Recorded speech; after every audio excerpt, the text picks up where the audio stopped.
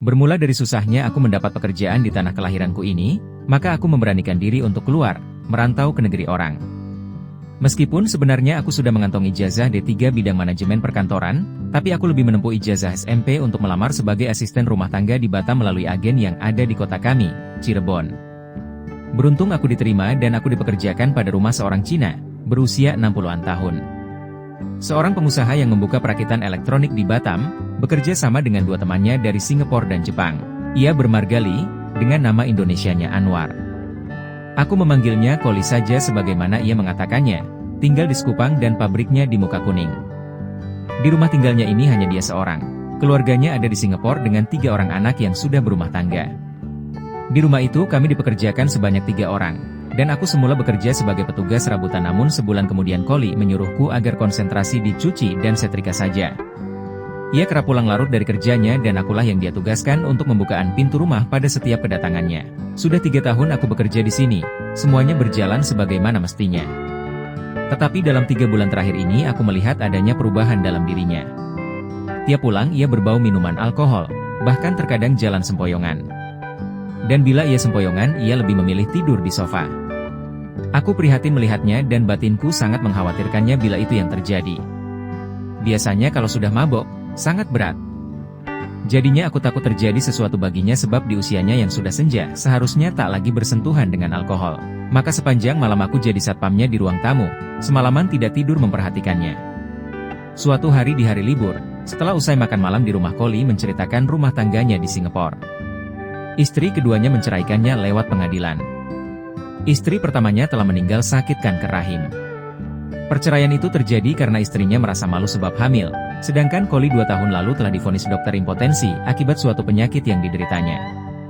Ia tak bisa membuahi lagi. Mungkin inilah alasannya mengapa akhir-akhir ini Koli akrab dengan alkohol dan glamournya dunia malam kota Batam ini. Batinku jadi lebih prihatin padanya, tapi apa dayaku. Aku terbatas melayaninya, aku hanya sebagai pekerjanya saja. Tapi kok, masa baru siluman mau langsung ke pub lagi? Sudah umur lo, Pak? Begitu kataku di suatu hari. Tidak, setidaknya untuk malam ini aku tidak keluar rumah, meski aku tetap minum tapi di sini, begitu ucapnya. Aku bingung, sebab di rumah ini Koli tidak pernah menyimpan minuman beralkohol. Kau mau menemaniku minum Kalina? Sambungnya sambil menyebut namaku. Tidak.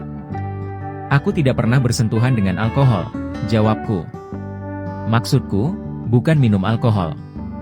Tapi minuman ringan seperti kesukaanmu dan kita cerita di depan televisi, begitu katanya. Tidak ku jawab, tapi kusiapkan minuman yang dia maksudkan itu. Begitulah yang terjadi selama 8 bulan. Komunikasiku pun sudah semakin familiar dengannya, dan aku kerap dia bawa pelesiran ke pulau-pulau lainnya di sekitar Kepulauan Batam ini dalam mengisi kekosongan hari-hari liburnya. Suatu hari di penginapan Villa Kayu Pulau Galang Batam ini, Koli mengutarakan keseriusannya padaku. Ia memintaku agar mau sebagai pendamping hidupnya, merawatnya hingga akhir hayatnya. Aku tak menjawabnya, dan hanya senyum aja mendengarnya. Sebab selama ini ketulusan hatiku untuk merawatnya telah kuperlihatkan manakala ia mencium dan memelukku. 2 minggu setelahnya, ucapannya itu dia wujudkan. Tapi tidak ada pesta, cukup kami ucapkan janji di depan Pak Kades dan Kadu setempat serta disaksikan ayah dan abangku yang kupanggil dari kampung. Seminggu setelah pengikraran janji kami itu di mana saat aku mempersiapkan kepulangan ayah dan abangku, Koli berkata agar ayah dan abangku itu tinggal di sini saja, sebab ayahku juga telah sama tuanya dengan suamiku. Setelah rembuk bersama maka ayah dan abangku pun tinggal bersama kami dengan menempati 2 kamar yang di belakang. Untuk kegiatannya, suamiku memberi ayahku pekerjaan mengurusi taman pekarangan rumah dan mes yang di sebelahnya sebanyak 7 kamar serta yang paling utama pekerjaan merawat rumput taman pabrik di Mukakuning. Sedangkan abangku diangkat sebagai satpam yang bekerja di malam hari. Abangku ini adalah duda cerai dengan 1 anak di depannya. Dengan kebaikan dan kemurahan hati suamiku ini, ada kebahagiaan tersendiri bagi keluarga kami. Dan aku pun tak lagi merasa sepi, manakala suamiku pergi tugas seminggu ke Jepang. Seminggu tiap minggu kedua dalam sebulan itu, suamiku wajib kerja di Jepang pada sebuah perusahaan sebagai induk mereka. Bila pas minggu, maka aku memanggil ayahku dan Sirini Putri sematawayang abangku yang baru berusia 5 tahun duduk bareng nonton TV di ruang tamu. Inilah fenomena hidup kami di Batam, dan suamiku mendukung itu. Sekali-sekali suamiku membagi minuman favoritnya itu kepada ayahku. Sekedar hangatkan badan, katanya. Oh ya, minuman favoritnya itu dia bawa dari Jepang setiap pulang kerja dari sana. Tapi keramahan suamiku itu rupanya menjadi bom waktu bagiku yang sangat menghancurkan rumah tanggaku. Setahun berlalu ternyata ayahku menjadi pecandu alkohol. Sebelumnya ia hanya seorang penyinta tuak di kampung. Dan kecanduan alkoholnya itu tidak saja di rumah tetapi ia juga mendapatkannya dari klub-klub malam. Ayahku jadi sering pulang larut malam dan berbau alkohol, terutama pada saat suamiku tugas ke Jepang. Setiap kepulangannya akulah yang membuka pintunya. Dan di suatu malam pukul 2:30 pagi, saat hari kedua suamiku tugas di Jepang, ayahku pulang sempoyongan dengan dipapah sopir taksi hingga ke pintu kamarnya. Sekuat tenaga aku memapah lalu membaringkannya.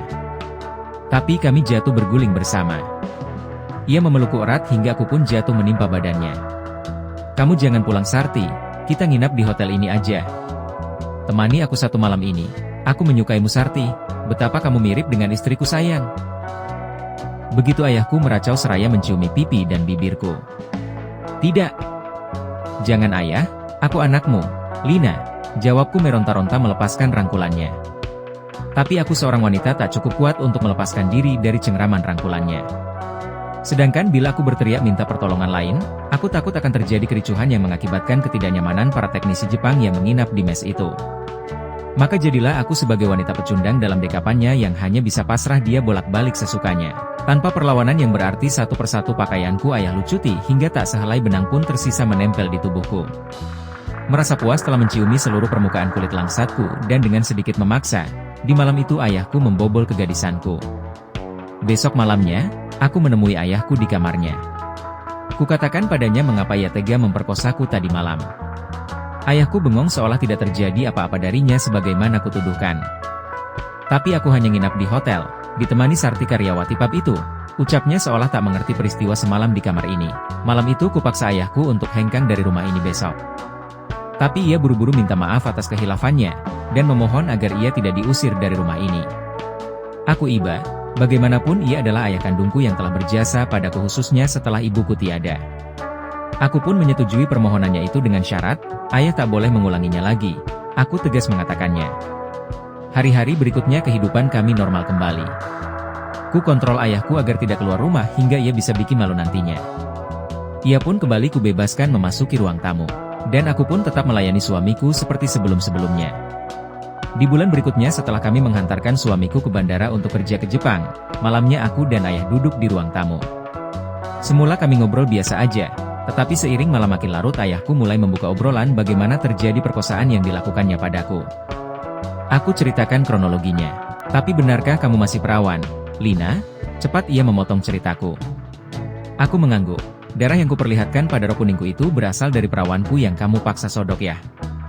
Begitu aku memastikan agar ia menyesalinya. "Tapi apakah suamimu tak mengetahui itu?" Aku menggelengkan kepala, dan aku tak menceritakannya, tapi aku jadi menderita saat melayaninya ya. Aku terus terang pada ayahku.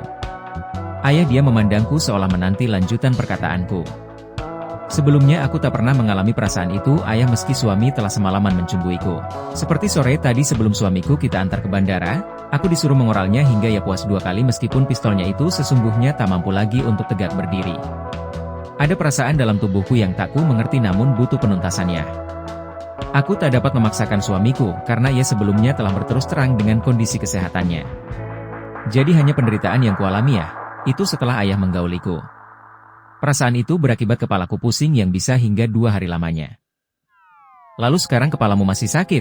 tanyanya. Aku mengangguk seraya tetap memijit-mijit keningku. "Sini ku bantu pijit," kata ayahku. Ucapan ayahku ini seketika mengingatkanku pada masa SD di mana bila aku pusing sakit kepala ayahlah yang memijitnya dengan menggunakan bawang merah yang dioles minyak sayur. Aku sering tertidur berbantal paha ayah sebelum ia membaringkanku ke atas dipan. Ayah bangkit melangkah ke dapur dan baliknya membawa bawang 1 siung dan minyak sayur di tapak. "Berbaringlah," katanya. Aku menuruti perintahnya dan mengatakan, "Tapi ya, jangan lupa janjimu ya." Ayahku mengangguk dan memulai pijitannya di keningku dan leherku. Ternyata pijatan ayah masih seperti dulunya, tidak ngaruh dengan usia tuanya. Semakin lama, aku menikmati pijitan itu sebagaimana dulu di masa SD aku menikmatinya. Dulu ketika jari ayah memijit keningku tak jarang aku tertidur bahkan mimpi. Itulah yang kualami malam itu, aku terhanyut dalam mimpi indah, terbuai oleh derunya hempasan ombak dengan angin sepoi yang melambaikan nyiur di tepian pantai. Aku baru terjaga dari mimpiku itu saat jam dinding berdetak 3 kali. Ku duduk bangun menatap diriku dalam keadaan polos, dan begitu juga ayahku yang masih ngorok. Ingin aku membangunkannya lalu memakinya. Tapi keinginan itu pada akhirnya berhenti saat aku melihat perangkat vitalitasnya yang begitu panjang.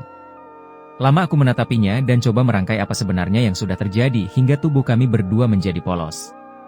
Ya, ingatanku masih jelas. Ayah membawaku naik perahu di pantai yang sedang berombak pasang. Kami terayun-ayun oleh hemapasan ombak. Ya, aku merasakan itu, bahkan akulah meminta ayah agar mempercepat kayuhannya dan jangan menghentikannya. Duh ayah, kamu tak bisa kendalikan diri. Begitu omelanku seraya membangunkan ayahku. Ayah terbangun dan bertanya, gimana masih sakit kepalamu? Ayah tak bisa kontrol, ayah bejat, ayah langgar janji lagi, kataku mengumpatnya sambil memperbaiki kutangku. Kamu yang salah Lina. Kamu yang memaksaku agar aku melakukan yang lebih jauh. Kamu yang bertindak mengarahkanku harus bagaimana. Dan kamu sendiri yang melucuti celanaku, begitu kata ayah yang merasa tak bersalah. Hanya dengan memakai kutang, aku bangkit pergi meninggalkan ayahku sendiri di ruang tamu itu. Di kamar tidurku, seraya rebahan telanjang, aku mencoba mengingat kembali impian indah yang baru saja berlalu itu. Aku dipijit ayah dan tiba-tiba perasaan yang halu membawaku ke suasana pantai dengan deruan ombak. Kami di atas perahu yang mengambang terayun ombak dan ayah yang mengayuh perahu itu. Aku histeris agar ayah lebih cepat mengayuhnya ke tepian. Kubantu ayah mengarahkan kayuhnya. Ya, akulah sebenarnya yang aktif menuntun tangan ayah untuk berbuat lebih jauh. Aku yang mengarahkan ciuman ayah agar mengarah ke selangkanganku. Duh ayah, seharusnya kamu kontrol. Begitu bisik batinku seraya meremas sarung bantal, yang merasakan seolah ayah masih mendayungku. Dan itu, aku tak mengira kalau ayahku yang sudah tua renta itu ternyata masih cukup prima kondisinya. Lalu aku juga tak pernah bayangkan kalau ayahku ternyata juga menyimpan pistol dengan laras yang panjang meski tidak terlalu besar. 2 kali lebih panjang dari milik suamiku. Aku terhempas 2 kali ke tepi pantai itu dibuatnya. 2 malam setelah kejadian, di mana suamiku masih di Jepang, aku kembali duduk sendiri nonton televisi di ruang tamu itu. Mataku tertuju ke televisi, namun pikiran masih berhalu pada ayunan perahu ayah. Tak berselang lama ayah pun datang menemuiku. Kamu di sini Lina? Begitu ayahku menyapa yang duduk di sofa tak jauh dariku. Aku tak menjawabnya. Sudahlah, yang terjadi gak perlu disesali lagi. Ayahku nyerocos terus meski aku tetap membisu. Ayah sudah berupaya menahan desakanmu agar berbuat yang lebih jauh. Tapi kamu memang benar, bahwa ayah tak mampu menahan diri. Ibumu telah 7 tahun pergi, selama itu aku hanya bisa hanyut dalam hayal. Terkadang, ada hasrat yang muncul untuk merealisasikan hayalku itu dalam wujud nyata. Ya, aku sangat membutuhkan itu namun tak pernah tersirat bahwa itu akan kudapat darimu. Ayah ungkap perasaannya yang terpendam selama ini. Aku memang tak sepenuhnya menyalahkan ayahku, karena malam itu akulah yang dominan mendesak ayahku. Oh ya, apakah kamu masih pening lagi? Kemarilah biar ayah pijit lagi, kata ayah sambil menarik tangan kiriku. Tidak ya, jangan. Gimana jikalau aku hamil? Hidup kita akan hancur, kataku menolaknya. Ayah akan menahan diri. Tapi kamu juga kuharap dapat tidak mendesakku untuk berbuat lebih jauh. Ayah mengambil bantal sofa lalu merebahkanku di antara kangkangan kedua kakinya. Ia memijit kening dan mengurut leherku. Ya, aku kembali menerima serangan pijit dan urut tangan ayah yang masih perkasa itu. Tangannya kembali membuaiku hingga aku larut lagi ke zaman SD. Wujud kasih sayang ayah kerap kudapat lewat pijitan tangannya ini. Tapi tangan-tangan itu kini kurasakan tak hanya sekedar pijatan semata. Ia sudah menjadi liar sesukanya menjelajahi seluruh permukaan kulitku.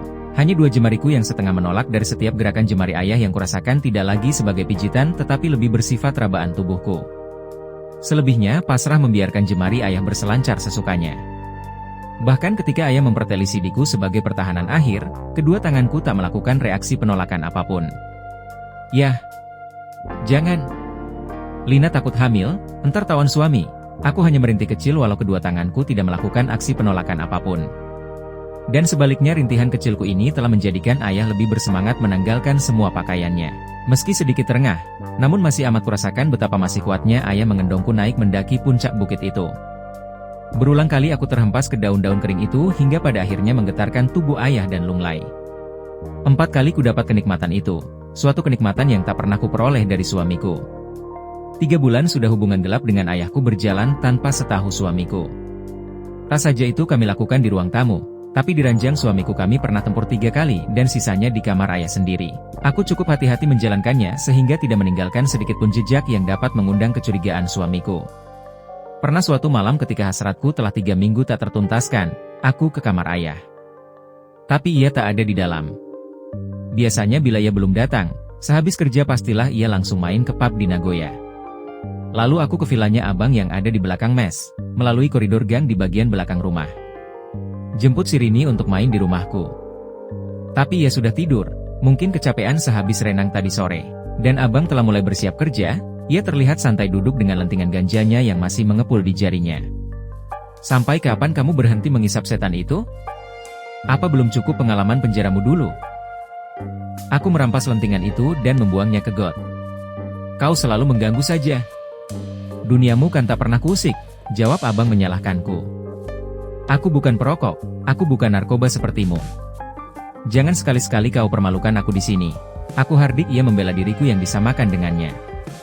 Benar kau bukan seorang narko, tapi kau adalah pengkhianat almarhumah ibu. Teganya kau melakukan itu dengan ayah. Bagaimana arwah ibu bisa tenang? Jawab abang tak mau kalah. Aku kaget mendengar ucapannya itu. Maksudmu? Kau menuduh apa aku dengan ayah? Aku mencoba mengorek tuduhannya lebih jauh. Sini lihat, ia membuka laptopnya yang khusus berisi program monitor CCTV rumah, mes dan pabrik. Suamiku menugaskan abang untuk itu. Ia buka satu file dari 5 file yang disimpannya lalu dipertontonkan padaku bagaimana aku keluar dari pintu kamar ayah hanya dengan mengenakan celana dalam. Lalu file kedua ketika aku dengan beringas memperteli baju ayah hingga ayah menggumuliku, itu di ruang tamu. Ya ampun. Ternyata selama ini tak kusadari bahwa setiap area terbuka rumah ini telah termonitor CCTV yang posisi monitornya tak terlihat di mana berada. Stop, itu harus kamu buang segera. Atau aku saja yang menghapusnya, kataku coba merampas laptop itu. Tidak bisa, kata abang. Dan kalaupun kamu menghapusnya tanpa setahuku, kopi file itu sudah kusimpan di tempat lain. Jadi percuma kau merampas laptop ini, jawabnya. Aku menangis tunduk di meja. Menyesal tak menyangka langkahku termonitor CCTV. Aku coba memberi penjelasan mengapa itu terjadi, tapi abangku telah mendahului pegang dan remas-remas rambutku. Aku juga telah lama menginginkan seperti itu. Ayolah berbagilah denganku, katanya dengan gaya mabok ganjanya. Dari belakangku ia merangkul dan mengusap-usap punggungku. Kemarilah Lina, kuharap kau tak menolakku, katanya seraya menarik badanku dari kursi. Dengan tangis aku pasrah saja ketika abangku memaksa menggiring dan merebahkanku ke dipannya. Ia pun menggumuliku tanpa suatu perlawanan dariku. Dengan dalih rekaman CCTV itu, aku tak berkutik dibuatnya. Abangku dengan gaya mabok ganjanya begitu beringas melumat kedua bibirku. Meskipun aku tak merasakan nikmat apapun dari perlakuannya yang memaksa itu, namun sangat jelas kesadaranku merasakan adanya benda tumpul yang besar namun tak terlalu panjang dipaksa masuk ke liang kenikmatanku. Malam itu, 2 kali aku dipaksa melayaninya.